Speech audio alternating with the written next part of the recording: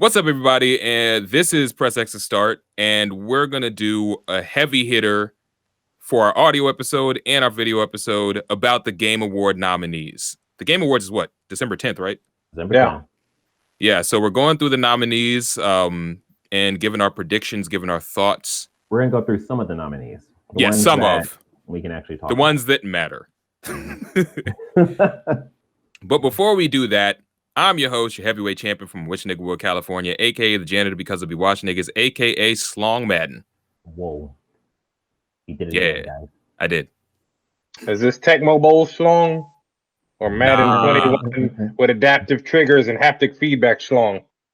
Nah, this is football on the Dreamcast Schlong. So this is cheap 2K25, 2K5, $20 Schlong. Oh my god. Okay. I am Sean MF Ross. What MF stand for? Minor fears. Like what? Go ahead, Sean. Like what? Tell us your fears. I have none. Okay. Other than being a black man in America. Go ahead.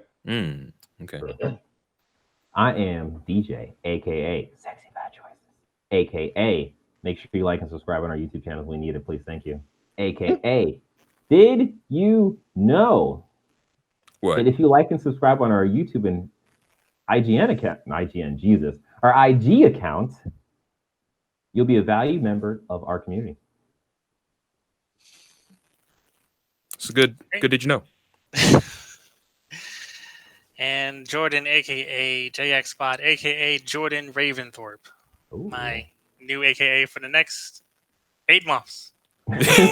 For however long you're playing Assassin's Creed. Whatever.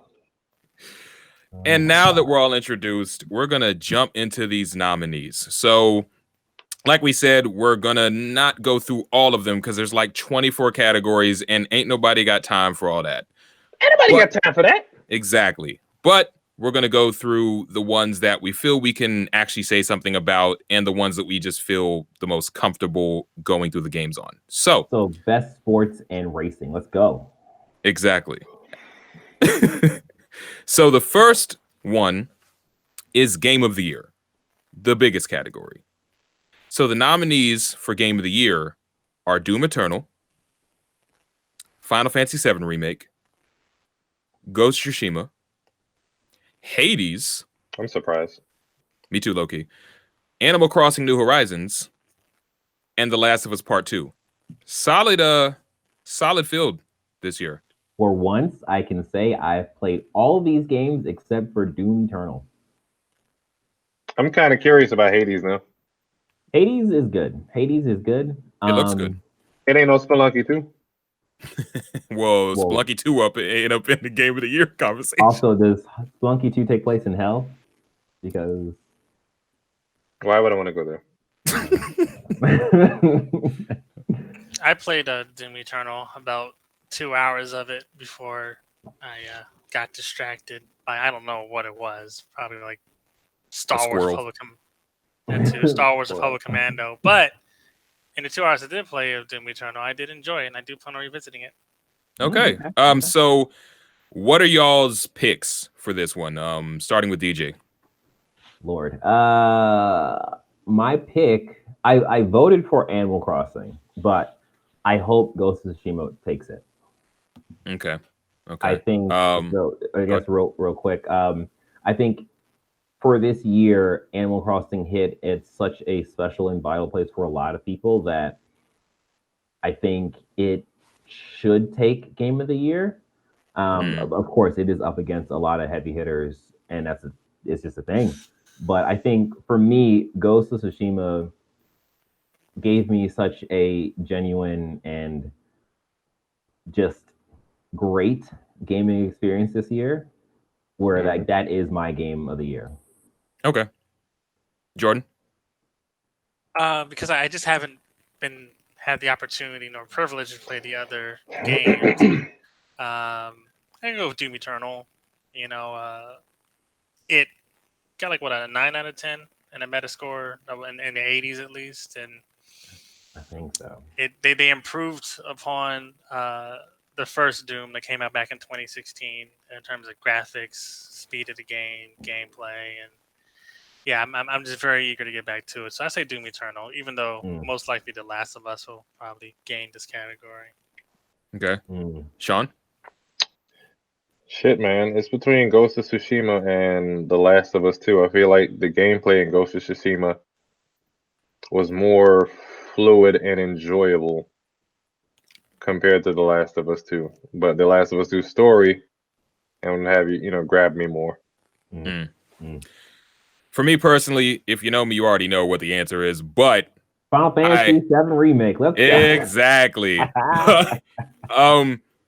I think that I'm also like it's a toss up between Ghosts and Last of Us for like what I think should take it. For me personally, it's Last of Us 2 because no other game this year hit me like a truck the way that game did. But I think that it's not as steep of a like it's not like tortoise in the hare. Like I wasn't expecting there to be so much stiff competition this time around, but there really is. And I love Last of Us 2, but there's some really strong competition. So it could go either way. Yep. So next up, Best Game Direction. So, and just for people wondering what that means, it's awarded for outstanding creative vision and innovation in game direction and design. So the nominees are Final Fantasy VII Remake, Ghost of Tsushima, Hades, Half-Life Alyx, and The Last of Us Part 2. So pretty similar. Yeah, I played 3 out of 5 of these. What y'all got, DJ? I think it's telling that one of these titles has remake in the title, and it's up for best game direction. And it's kind of weird because they've been given a blueprint for the game's direction already.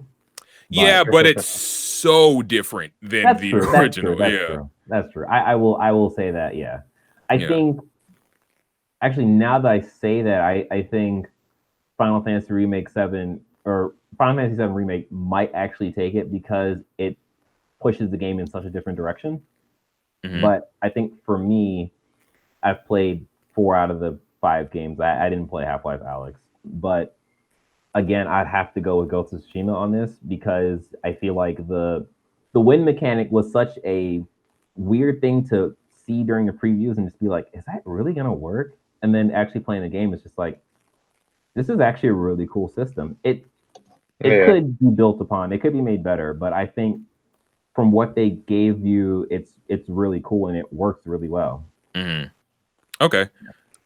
Jordan, you didn't play any of these games, did you? Nope. So do you have any thoughts, or do you want me to just go straight to Sean?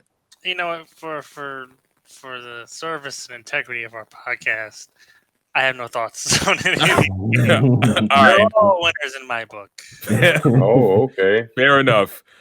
Sean, what you got? I'd have to say Ghost of Tsushima as far as we're saying creative vision and innovation, just like it just took it this year for me. Like you said, the win mechanic, like I was gonna say art direction, but that's its own separate category. But as far as game direction and the mechanics and everything just working so fluid, I would have to say it's Ghost of Tsushima. Yeah. Okay. For me, it's a 3-way toss up between Tsushima, Final Fantasy VII Remake, and Last of Us because on one side, Final Fantasy VII Remake completely rebuilt Final Fantasy VII from the ground up as a completely different game. And I think that is super impressive. And the fact that it didn't fall flat on its face says a lot. Right. On the other side, Ghost of Tsushima is sort of a technical marvel. And it's such a throwback to a very specific era of samurai films that we just don't get anymore. So I think that's worth noting. But like The Last of Us 2 was like playing a really good HBO miniseries, and that's a kind of feeling that you don't always get in video games. It's just so it could go either way with those 3 to me. So I'm not really sure, but it could go either way, and I wouldn't be mad. Next up, Best Narrative. So we got 13 Sentinels, Aegis Rim. I do not know what that is. Me neither. Sean, do you know? Never All heard right. of it. Final Fantasy VII Remake, Ghost of Tsushima, Hades, and The Last of Us 2. What you got, DJ? The Last of Us too. Like, I love Ghost, but like this is a category that I felt like Last of Us 2 was gunning for. It's like playing that game, like you get through the middle of the game where Ellie actually encounters Abby, and you're like, wait, hold up. I'm not done with this game. Like this is the Right. ending, and then it flips to Abby's side, and you're like, oh fuck, like Mhm. that's crazy. Yeah, absolutely narrative. Like they definitely take it. Got you. Jordan, do you got anything to say? No, I've seen a few people talking about 13 Sentinels, which is a very weird Japanese like turn-based action game. Mhm. Which one are you talking about? 13 Sentinels. Yeah, I'm looking at this, DJ. You might like this shit. Ow. This looks like it has It's got mechs. Yeah. There's motherfucking mechs in this game. Oh my god. And then kaiju's, mechs, giant robots, and it's an anime-inspired side-scrolling type deal. What have we I'm done? gonna watch 20 minutes of this game real quick. I'll be right back. Then I'll come back and make my informed decision on this. But beyond 13 Sentinels, I'm not too familiar with these other games. And I'd imagine that Last of Us 2 will probably take this category. But we talked about the politics of the Video Game Awards. If Last of Us 2 gets Game of the year, then they might give this narrative to someone else. Got you. Yeah. Sean? Just to be nice. Best narrative, I'd say Last of Us 2. Outstanding storytelling. I'm sure Ghost of Tsushima had a strong story. It did not grab me the same way. But I mean, yeah, it didn't grab me the same way Last of Us 2 did. Yeah. For me, like, I would pick Last of Us 2. I feel like Last of Us 2. I feel like with this category, it's kind of like when Daniel Day-Lewis comes for an Oscar, it's just his. We already know what it is. And I feel like best narrative, when Naughty Dog is in the running, chances are they're going to take it. Mm-hmm. But I do feel like there would, in any other year, there might have been sort of a case to be made for Final Fantasy VII Remake just because they were able to pull off a homage to the original while also telling a very new story. And then Ghost of Tsushima has a solid story. And I think in another year also that would have taken it. But yeah, nah, this is Last of Us' year for that at least. I feel like Final Fantasy VII Remake could make the case for best narrative. Yes, one, if Last of Us wasn't in the running. But two, if it was made by someone else, narrative-wise, I think Final Fantasy VII, the story progresses well up until you reach the end, and then it's definitely like, what, this is Kingdom Hearts bullshit. Like this is what this is, and it's just like, nah. Like it's 2020. We're not. That doesn't work anymore. I feel like burned by Kingdom Hearts. I can understand why it was divisive toward the end of the game. Nice. I appreciated the aspect of this idea of fighting against the predetermined narrative and fighting your established future. The fact that I got to see Aerith fight Sephiroth meant a lot to me. Like, it meant a lot to me as a fan of the original Final Fantasy VII game. Because, there's the last part. Yeah. Like, that meant a lot to me. And I was just like, this is wild. Yeah. So, but I get why it's divisive. And it shouldn't win, but I think it could have made a case in another year. But yeah. Did you have some Color Purple vibes? Just a little bit. Harpo said, you can't beat me no more. All right, go ahead. All right. Best art direction next up. We got Final Fantasy VII Remake, Ghost of Tsushima, Hades, Ori and the Will of the Wisps, and Last of Us Part 2. What you got, DJ? I think when I voted, I gave Ghost of Tsushima this as well. I think it's actually, for me, it was a toss-up between Ghost and Hades. I think Hades has such a colorful and like, just the art style of it is just like It's perfect. It's perfect. It's like really really cool. It's just cool to see the characters and how they're illustrated. Mhm. But I think Ghost does more with the art direction in terms of like just walking into the Golden Temple Shrine for the first time. Yeah. And seeing like the yellow leaves on the ground in the temple. It's like, oh my god, like when I first walked into that area, I literally like squinted a little bit because I was just like, oh, this is insane.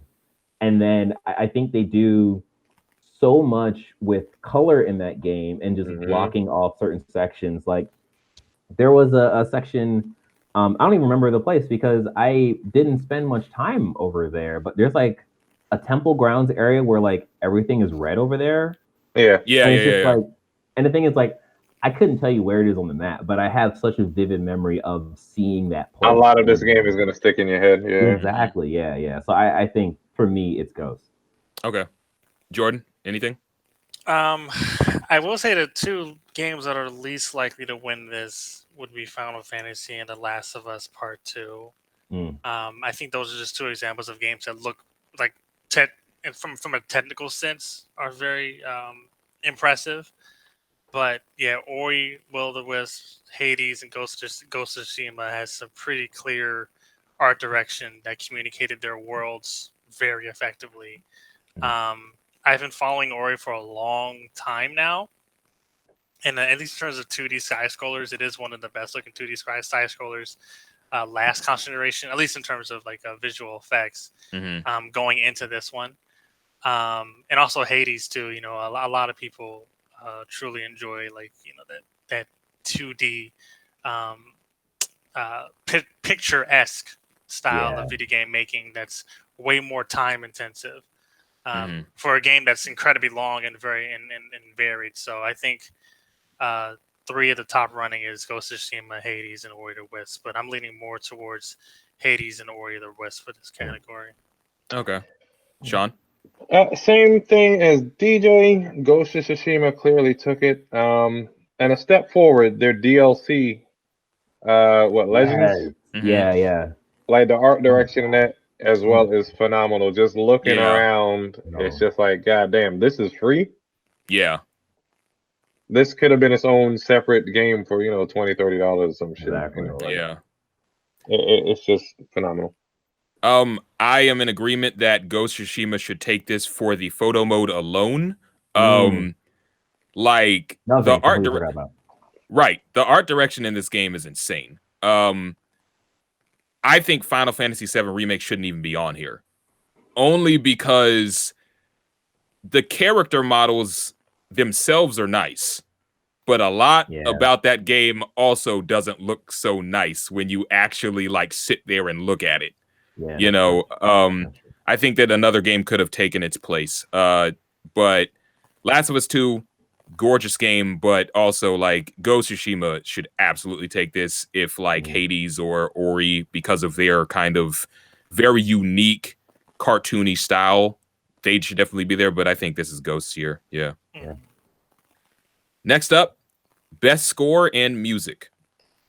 We got Doom Eternal, Final Fantasy VII Remake, Hades, Ori and the Will of the Wisps, and Last of Us Part 2. And before we go into anything, I want to say that it's absolutely ridiculous that Ghost of Tsushima and Miles Morales are not here. Absolutely ridiculous. The Game Awards so white, am I right? Well, I mean, actually, it's not really because a lot of those composers are not white. But also the Game Awards, the actual the base that it's the voter base is like 93 outlets all over the world or some shit like that. Yeah, not really. They're trying to do the same thing that the Golden Globes and Oscars do. They're like, if you're in the industry, you have a voice. Right, but not if you're a consumer. So Press X needs a voice within the next few years. We're gonna make it work, and that's why you got to get us 100 subscribers so we can start doing that. But DJ, what's your pick for this one? Man, I don't even remember what I picked. Yeah, I think I went Hades. I don't even know, to be honest. Like none of this stuff. Maybe I went Final Fantasy on this. Yeah, I think I might have went Final Fantasy on this. Okay. Yeah, I don't. Yeah. I skip. Jordan, You ought to anything? listen to music. You're an idiot. Where the soak at? I know, yeah. Have Soka and Doom Eternal. Way faster. Game of the year, let's go. Yeah, speaking of which, totally Doom Eternal, but unfortunately, there's a bit of a legal dispute between the current composer and Ipsoft. Well, yeah, it was very messy. Like, look it up. Just look up Mick Gordon's name, and you'll probably find a few like Interesting. giving up on them. So, yeah, like Doom Eternal, the music was ingrained with the gameplay. You know, like it was a rhythm based game. Low key, yeah. At least how I explained it in the past, you know, like how you dispatch certain enemies and the tempo really engages you in terms of the danger that you're in. So yeah, Doom Eternal, like it's both music and the gameplay melded together. Yeah. Sean? I got Last of Us here for this really? What scoring music. Yeah. Mm-hmm. I think it's pretty impactful. I really don't remember much of any of the games on here, but I feel like it all just kind of came together. It was one cohesive thing for The Last of Us Part 2. Yeah. Yeah. For me, I haven't played Doom Eternal, but I know about the music and the rhythm aspect of that game, and I think there's a case to be made there. Last of Us 2, like, it's just basically just a extension of the music in The Last of Us 1, which was phenomenal and gorgeous. And I think there's a case to be made, but for me, it's Final Fantasy VII Remake. Like, if there was one category where I'm like, this needs it, it's this. Because the music from the Final Fantasy games has always been one of the best aspects of those games. And the moment I heard the special new version of the Sephiroth theme song during that last nigga. True. Like, yeah, I think that's my personal choice. But I think Doom could possibly take it. Yeah. You don't think they could have put more Junkie XL in Final Fantasy? Boy, get out of here. He did the soundtrack for the Matrix sequels. Oh, I know. Oh, I know. I love the Matrix 1. But all right, next up in my personal favorite category, the one that I'm most excited for, best performance. What we got is Ashley Johnson as Ellie, Laura Bailey as Abby, both of them Last of Us 2. Yep. Daisuke Tsuchi as Jin Sakai, Ghost Tsushima, Logan Cunningham as Hades in Hades, and Najee Jeter as Miles Morales, Spider-Man Miles Morales. Who you got, DJ? Well, no, you forgot about Tom Hanks as Cuphead. Bonus track. Yeah, he about the height of Cuphead. So for this, I went Abby, Laura Bailey as Abby. I think I don't even want to say. I guess it was kind of a toss-up between Ellie and Abby for this category. But you like Abby more. I think I liked Abby more because I felt like there was more depth to her side of the game versus Ellie, where Ellie was just driven by revenge. And I think Ashley Johnson did a good job playing Ellie, but I think for me, I think I was able to, there was just more like roller coasters happening with Abby, I guess. Essentially. I got you. A shout out to Najee for Miles Morales. I want to see another go around at that game. I don't know if it's just the character models in that game, but like I didn't like how his face was modeled some of the times during that game. It was a weird thing that was just being put off from it. I think I know what you're talking about. Yeah. I couldn't put my finger on it. It was just like, is his eyes weird? Like, what's going on? I just couldn't. I don't know. But yeah, my vote was Abby. Okay. Jordan, anything? Out of respect for the talented voice actors in this category, I did not play either of your games because I did not have too much interest on display. But I'm going to sit out this round. Okay. But I did see a few cutscenes, and I will note that Last of Us has some great acting in general in that game. So Gotcha. Sean? Had to go with my boy Najee Jeter. It's Miles Morales. He rooting for everybody black. That's You goddamn right. Hey, the Easter race strategy. I mean, Obama wouldn't have got in there if some people just didn't vote. Hey, that's true. I'm just saying. Innovation. He can do some great things. Get this man some more work. Absolutely. All right. I respect it. Najee would I'm with DJ where I feel like I want to see him more. But I mean, come on, bro. me personally, it was Ellie. I think Laura Bailey did a fantastic job with a thankless acting role. She was getting death threats. She came in and killed it with a role that was going to be extremely divisive and put her in a lot of crosshairs. But I think what I think Ashley Johnson did with Ellie this time around was like breathtaking to me. Like the scenes that she would have with Joel, the reaction to Dina, the reaction that she had to Joel's death. Like I felt like I was watching someone actually watch someone die. Like you would have thought that they were actually murdering Troy Baker in that studio. They probably did. Right. Because art. Yeah. So like his clone is actually walking around right now. That's not Troy Baker at all. Right. It's the same people that cloned Gucci Mane. Jesus Christ, Marcus. But I'm all in for. I mean, honestly, I'm rooting for Last of Us in general. So if Laura Bailey wins, I'm cool with it. But my personal choice is Abby. Bias confirmed. Hey, I wear it on my sleeve, cuz I'm wearing a camo jacket. So next up, we're gonna go to Best Indie. Before we jump, let's give the worst performance to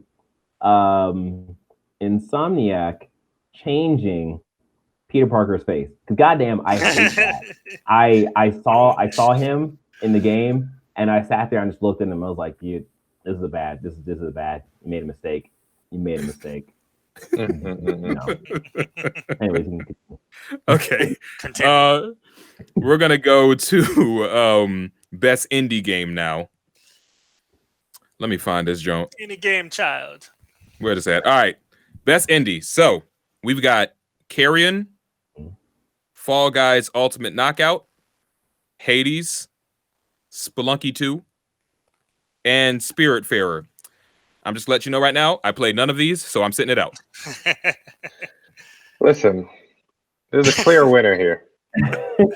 Only but a few of these games got a perfect score, all right? And Spelunky 2 was it. So, I think this is the only cat. I'm sorry, Matt. If you don't vote for Spelunky 2, I know where you all live. That's all right. Continue on. So, this is the first category I played more than one game.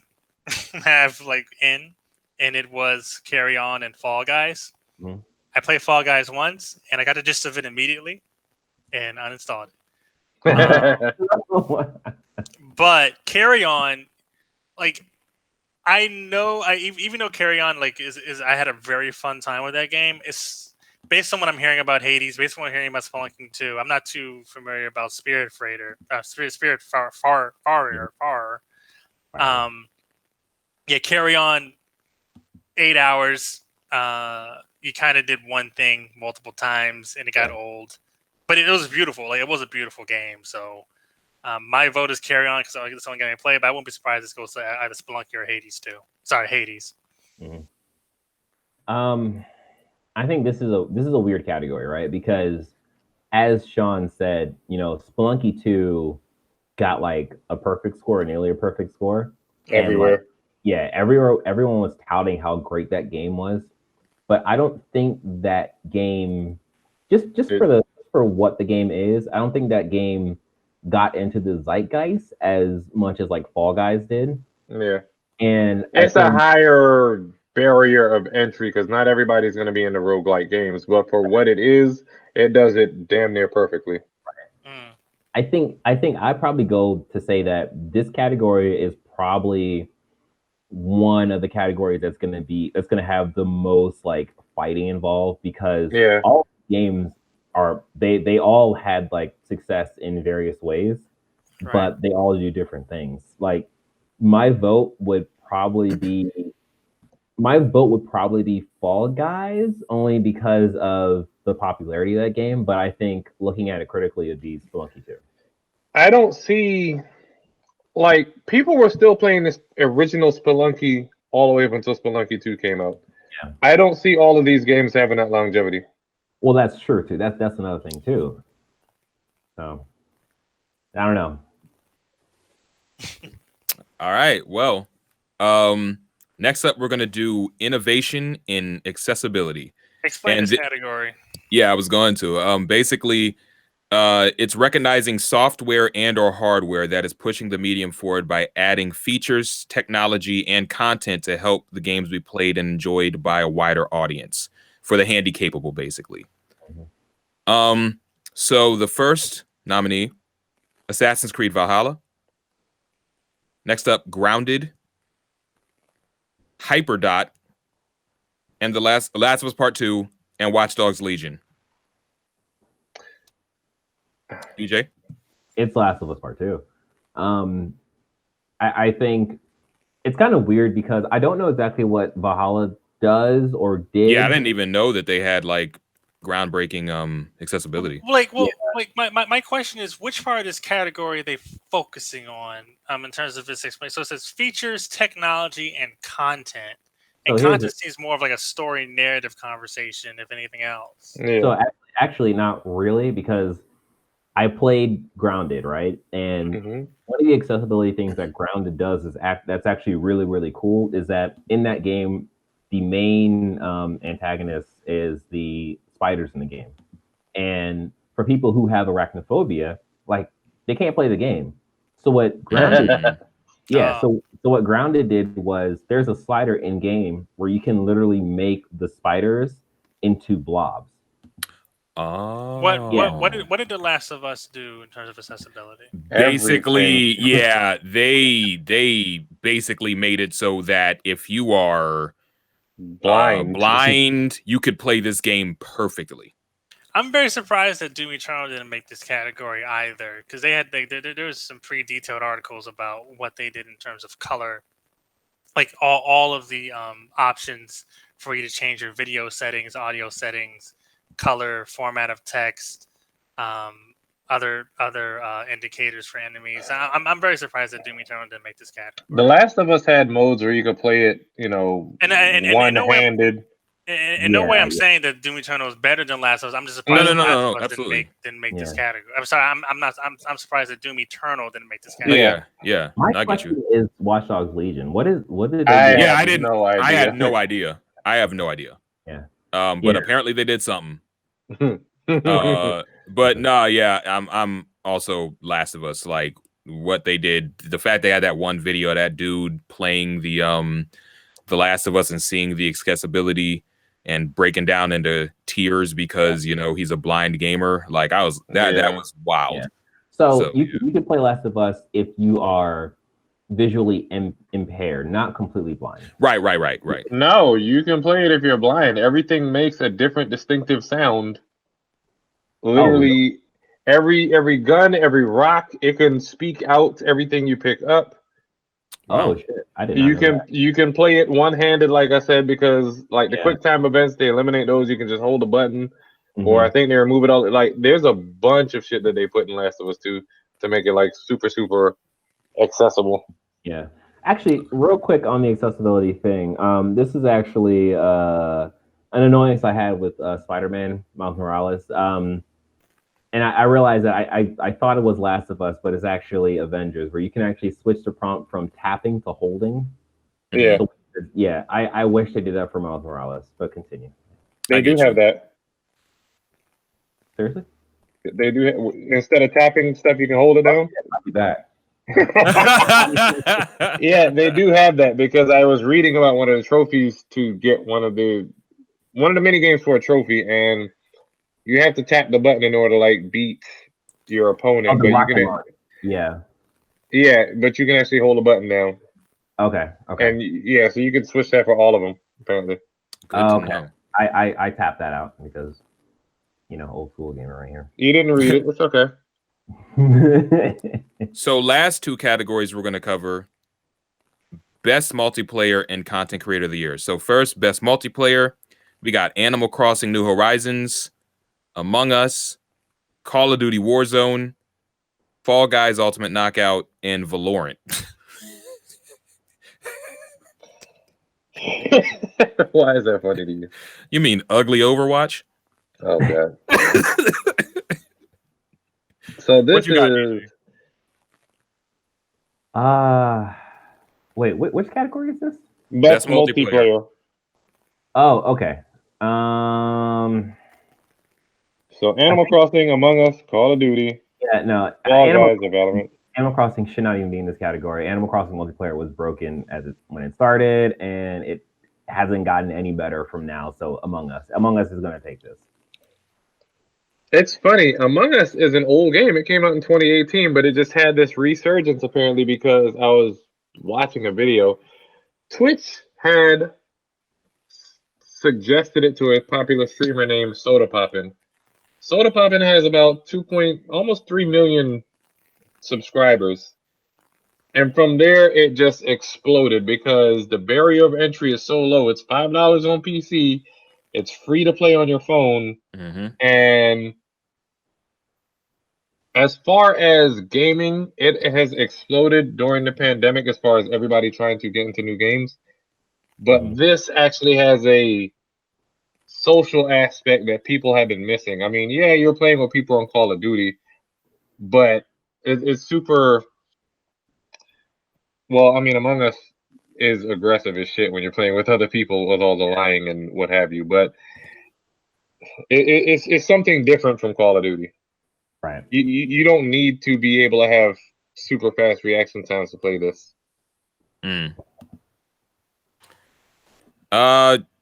Yeah, I think Among Us should take it. Like, just given. And there's more skill compared to Fall Guys.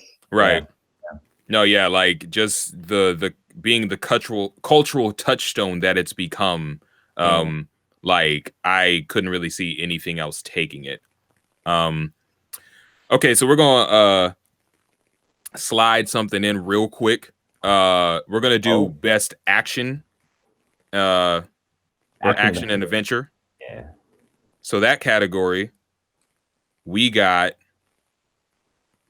Assassin's Creed Valhalla, Ghost Tsushima, Spider-Man Miles Morales, Ori and the Will of the Wisps, Star Wars Jedi Fallen Order, and Last of Us Part 2.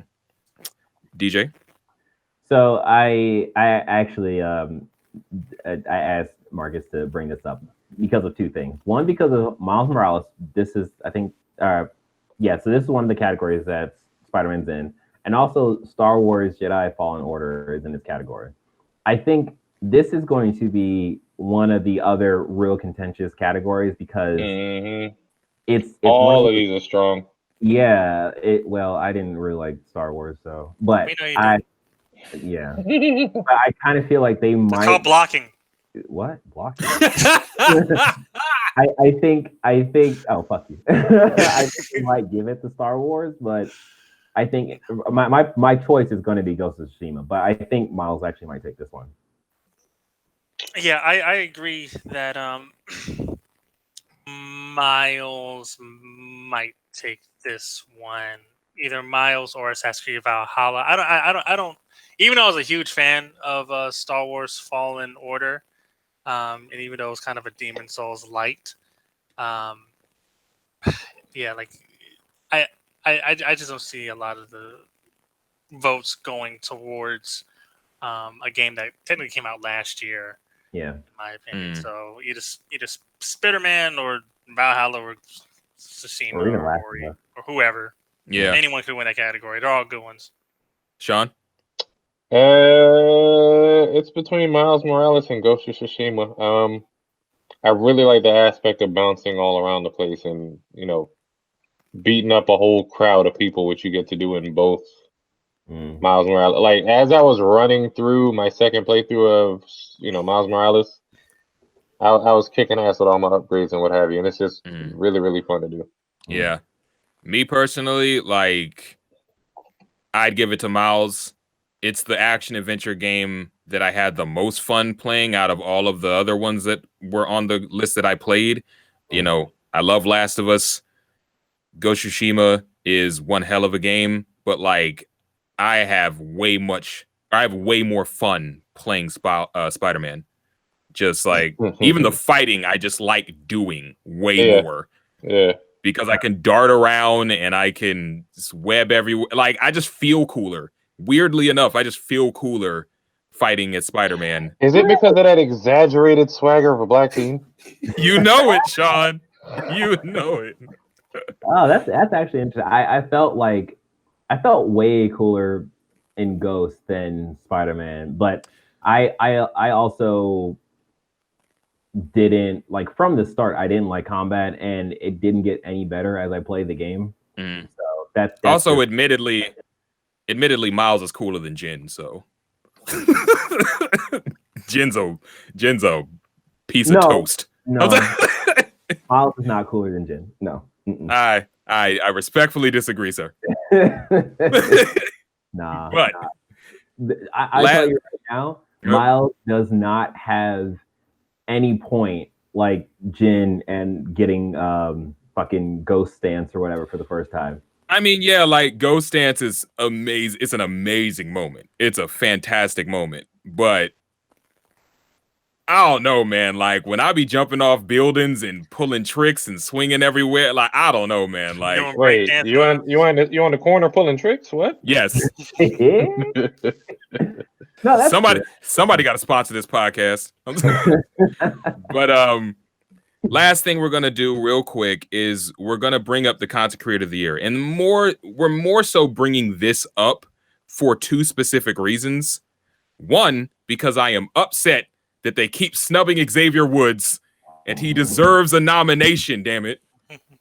Yeah. But also because there is another person on this list that we discovered that actually we hadn't even heard about before, but had a lot to do with a big push for Black girl gamers. So the nominees are Alana Pierce, DJ's fave. Jane. I follow her.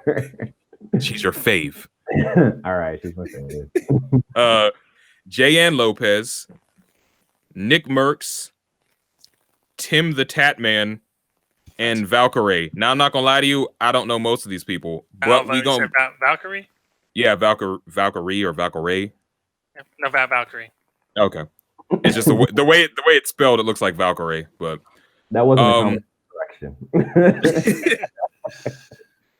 But DJ wanted to talk about Miss Jayanne Lopez. Yeah. So when I got to this, like, because I follow Alana Pierce, like I saw that she got nominated. So I was like, oh, cool, I'll nominate her. And then when I actually got to this category, and I saw Jayanne Lopez, I was just like, wait, who is she? Like, what? So I've never heard of her. Yeah. Exactly. And it's that thing where, it is about us only knowing the like really, not even the really important people, but like we just know the people that other content creators talk about or promote. Mm-hmm. So Jayanne Lopez, aka Squat Up a Curl, is her IG name. Super duper curl. Super duper curl. Super duper curl. You got it. You nailed it. She's actually the CEO / founder of the Black Girl Gamers. And this is something that I actually heard about. I heard this from another content creator. I think Zombie Kills, I think it's her name. She was talking about him. And it was a thing where it's just like, I know of Black Girl Gamers, but I didn't know about Jayanne Lopez. Mm-hmm. So I ended up doing some research and I was like, oh, fuck, like this is awesome. So I changed my vote to her because it's just like this, like I really hope she wins this. Me too. Just so she can have that platform. Yeah. Mm-hmm. Yeah. So shout out to you, Jayanne. That's really cool. I'm glad that she's getting recognized. And I hope she gets way more recognition after this, even if she doesn't win. hope it opens a lot of doors for her. So shout out to you and all the Black girl gamers out there. But And so one last thing. I will say shout out to Alana Pierce because she actually she was on IGN, then she went to Rooster Teeth with Funhouse? Funhouse, yeah. And then she actually got a job as a game writer for Sony Santa Monica. Yep. So it was her dream job. Yeah, wow. yeah. So shout out to her for really getting her dreams. So yeah, good on her. So going into the future with this category and in terms of representation, do you think that the Game Awards will be more intentional about having individuals from protected and underserved communities, or they should? You would think. Yeah. So hopefully. Yeah. But yeah, they're gonna push. Mm-hmm. Yeah, for sure. But that's been our thoughts and our what's the word? I don't know. You the host. I know. Impressions? But our thoughts and our predictions. There we go. Our thoughts and our predictions on the Game Award nominees. And now I'm gonna pass it off to you, DJ, to take us home. This has been another episode of Press X to Start podcast. We hope you vote Genshin Impact for best RPG as much as we will. Don't forget to rate and reviews on your favorite podcasting. No, seriously, vote Final Fantasy VII Remake because that doesn't have a story that's fucking predatory. Actually vote Persona 5 Royal. Oh yeah, you're right. Don't forget to rate Gundam was voted for best waste of time 2020. You know what? Don't forget that Jordan's a piece of shit. Are we voting for this? I'm voting right now. Past esports. Oh, no. Rate and review on your favorite podcasting app. Like and subscribe on our YouTube channels. Our YouTube channel, one channel right now. We only got one channel because we need that and we need your support. Please, thank you. And if you missed any of this, you can find PS5. You could find the PS5 and more on our website at press2start.com. Xbox Series X, Spider-Man, Miles. We just showing stuff. I don't buy physical copies no more. This is gonna go over real well in the audio. We're Press X to Start, and enjoy your day. Yeah. Oh, happy Thanksgiving. Oh yeah, happy be healthy. Happy mutilation of the Native American community. And don't travel. Don't travel. Yeah.